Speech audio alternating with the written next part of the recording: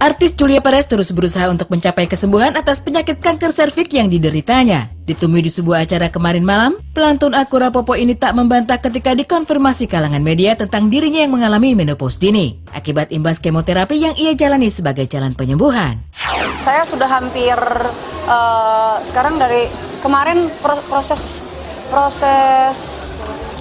pertama kali aku kena kanker itu kapan tuh? 2014 ya? 14 ya?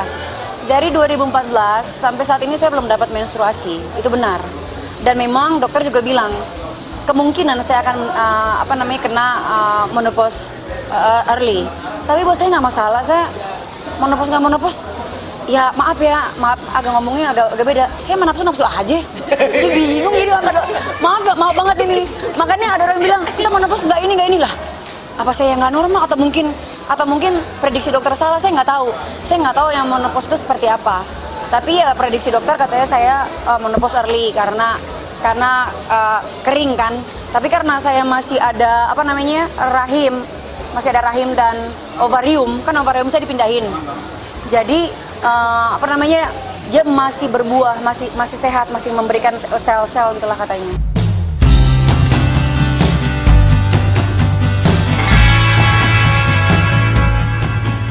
Kendati belum sembuh 100%, artis yang akrab disapa Jupe ini tetap bersemangat menjalani tahap pengobatan demi pengobatan. Kini ia mulai lega. Rambutnya yang sempat rontok dan ia gunduli, perlahan mulai ditumbuhi rambut kembali.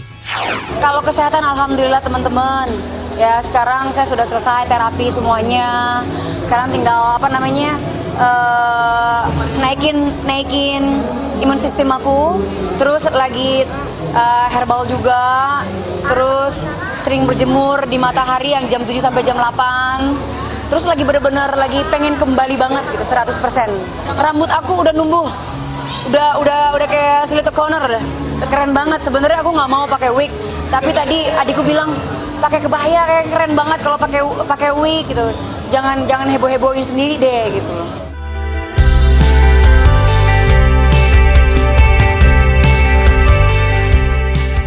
Rasa optimis Jupe untuk dapat sembuh yang begitu besar, pada akhirnya mendorong juga keyakinan Jupe untuk dapat memiliki anak dari rahimnya sendiri. Walau banyak yang sangsi, namun mantan istri Gaston Castanyo ini tetap berpikir positif, tak ada yang tak mungkin bila Tuhan menghendaki. Karena itulah, selain berusaha sebisa mungkin, Jupe pun tak akan berhenti untuk berdoa mengharap pertolongan Yang Maha Kuasa. Saya yakin, doa teman-teman media, doa orang-orang di luar, saya yakin kalau Allah pasti akan mengabulkan semua atas izin Allah. Saya pasti bisa punya anak.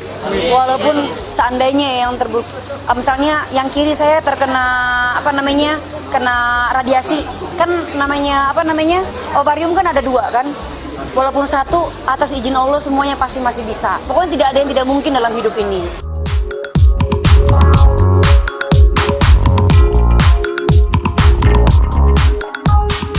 Menyadari pengobatan tak akan menemukan hasil maksimal tanpa disertai istirahat yang cukup, Jupe memilih untuk mengurangi aktivitasnya di dunia selebriti. Kebetulan pula, belakangan ini ia tengah magang di sebuah kantor pengacara dan mengikuti perkuliahan hukum S2. Dengan alasan itu, ia pun hanya beraktivitas di luar rumah 3 kali dalam sepekan. Jam kerja juga ia batasi tak lagi bisa lewat hingga larut malam. Kalau saya ngurangin job itu karena satu, sekarang saya lagi magang. Saya lagi magang di sebuah kantor pengacara. Sekarang saya lagi konsentrasi sebagai pengacara. Satu itu, saya lagi ada kasus lah untuk menjadi seorang pengacara. Kedua, saya lagi kuliah. Dan ketiga, dokter memang mengharuskan saya sekarang itu kerja seminggu 3 kali. Batasannya itu dari pagi sampai paling malam adalah jam 8. Jam 8. Jadi dokter bilang gitu. Karena kalau misalnya di atas jam segitu, ya sama aja, ya janganlah, saya juga nggak mau gitu. Sama aja ya percuma saya usaha kanan kiri mau sembuh, tapi saya sendiri yang bandel gitu. Jadi saya makanya malam jarang kalian lihat di acara-acara malam, karena memang saya berusaha untuk nggak ambil acara malam. Pagi, siang, sore saya ambil.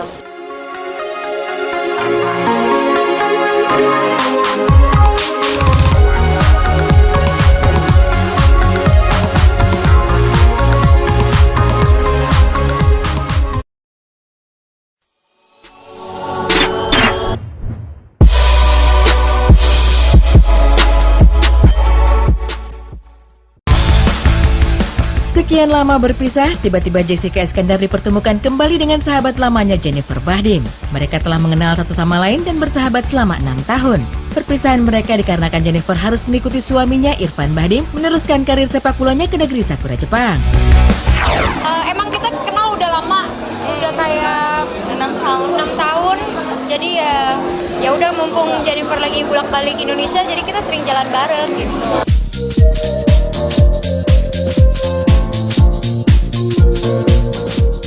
Setelah menikah dengan Irfan Bahdim pada 8 Juli 2011, Jennifer telah dikaruniai 2 orang anak, Kiyomi Shu Bahdim dan Kenji Zizo Bahdim, yang kesemuanya masih berusia balita.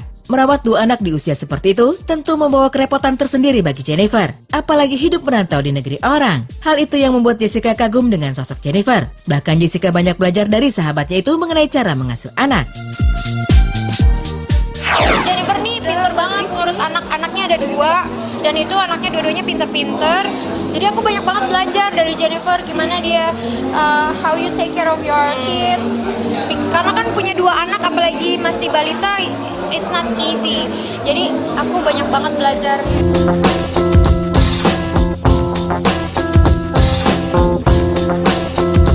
Kehadiran Jennifer di Jakarta sebenarnya terkait dengan pemanggilan suaminya Irfan Bahdim untuk memperkuat tim nasional sepak bola kita. Dan saat laga melawan Malaysia, Irfan dipuji bermain sangat bagus oleh berbagai kalangan pecinta sepak bola. Irfan juga menyumbangkan sebuah gol bagi kemenangan tim Garuda. Tentu prestasi ini membuat Jennifer bangga. Dan perasaan yang sama juga dirasakan oleh Jessica sebagai kawan kental Jennifer. Enggak, karena Jennifer udah maksudnya sering bolak-balik Indonesia. Irfan Bahdim juga kan kemarin baru cetak gol ya. Iya. Aku sebagai temennya bangga banget gitu.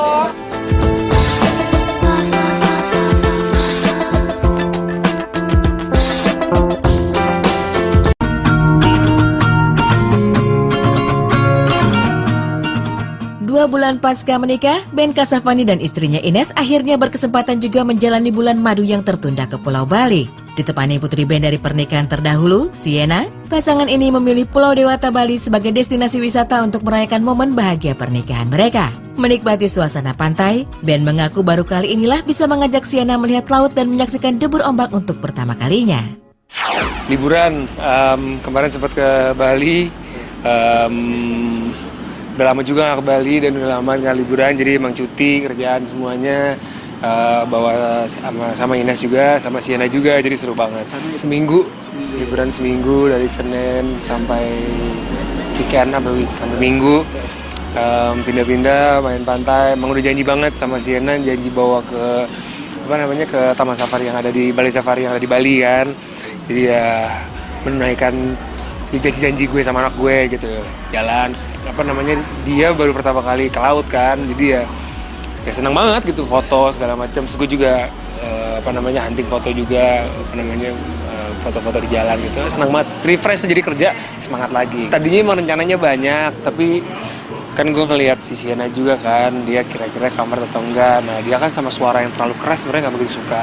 Nah kemarin ada sempat kita lagi main di laut, terus ombaknya mengencang banget waktu itu lagi di Canggu, terus ombaknya agak besar gitu, terus dia agak nangis gitu. Jadi waduh ini kayaknya ini nih mesti hati-hati nih gitu, nggak bisa bawa yang terlalu banyak suara-suara berisik. Ya udah kita kalau nggak gitu kita banyak di kamar aja, karena kita dapat kamar yang gede, villanya besar juga, jadi seneng aja.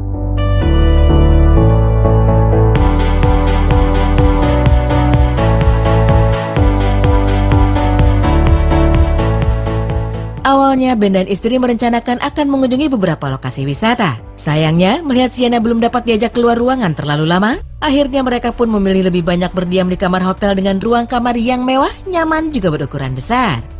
Mungkin yang paling berkesan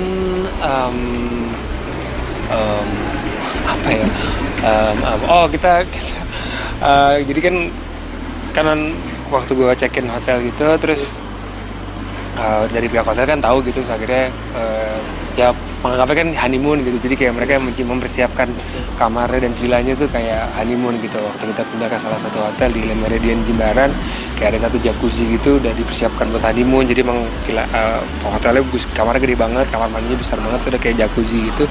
Jacuzzinya ngadep ke sunset gitu, emang ada kacanya gede banget dari kamar mandinya gitu. Terus ada bunga-bunga di situ kan, kayak romantis banget. Akhirnya kita mandi lah, tapi bertiga. Akhirnya kayak berenang aja bertiga sama anak gue juga gitu.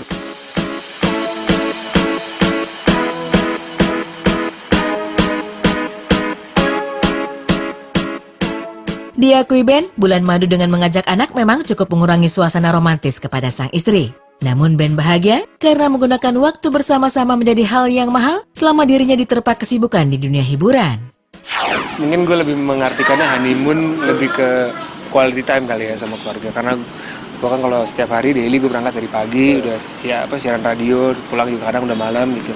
Jadi gue nggak bisa yang full berhari-hari sama anak gue gitu, yang full lah 24 jam. Nah kemarin tuh seminggu full gue barengan sama Ines sama anak, jadi kayak ya quality time sih sebenarnya. Kalau dibilang honeymoon ya setiap orang punya persepsi, punya definisi masing-masing lah.